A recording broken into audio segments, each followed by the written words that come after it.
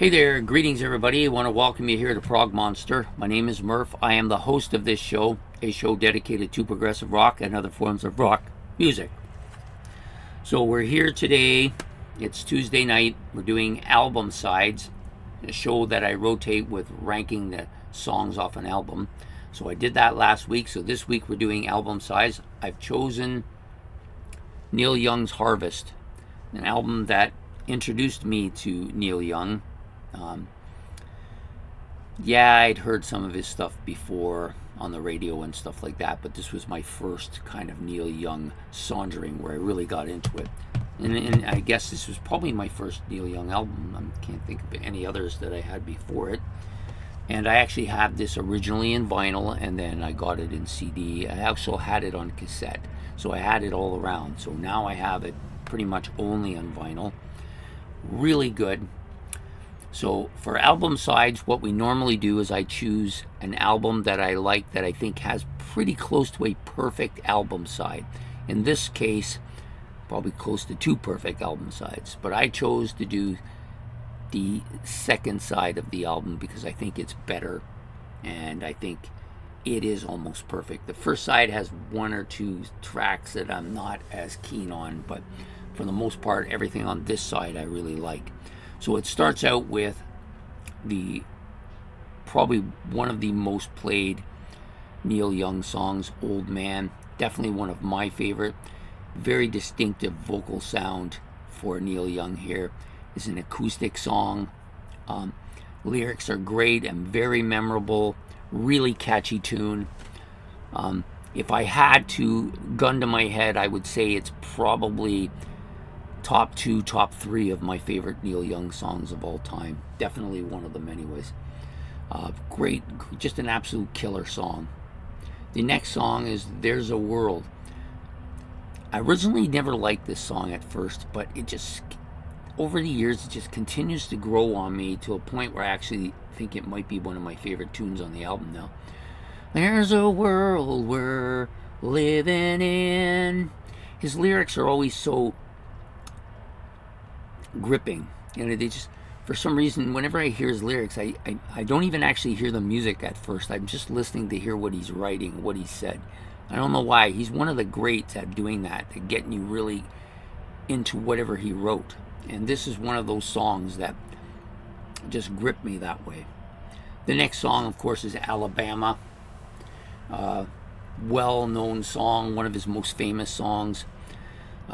Apparently Leonard Skinner doesn't care for it much.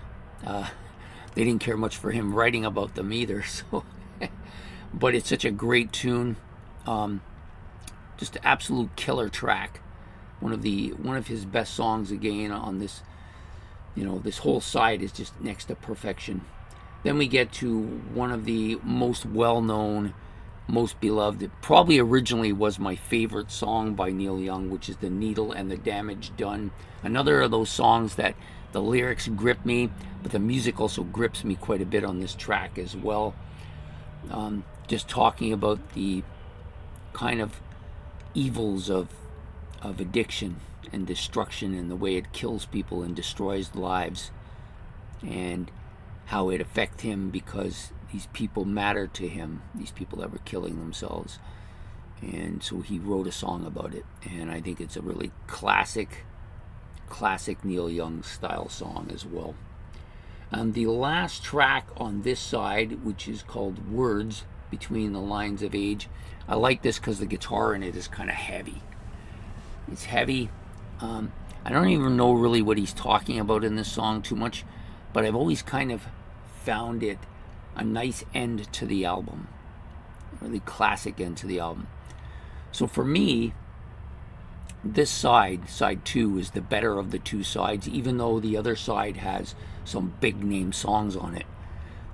This one is the better side of the two albums, and the 5 tracks on this particular side of it, this album, are to me all top notch, almost perfection songs that I would rate like 8s and 9s and 10s. Not that I give 10s, but if I was giving 10s, there'd be a couple on here for sure. And the other part about this album I really like is it's kind of acoustic in nature. There are some heavy guitar parts on it, but it's melodic. It's slow paced. It's got that folky element to it. It's heavy at points and really kind of tame in other points.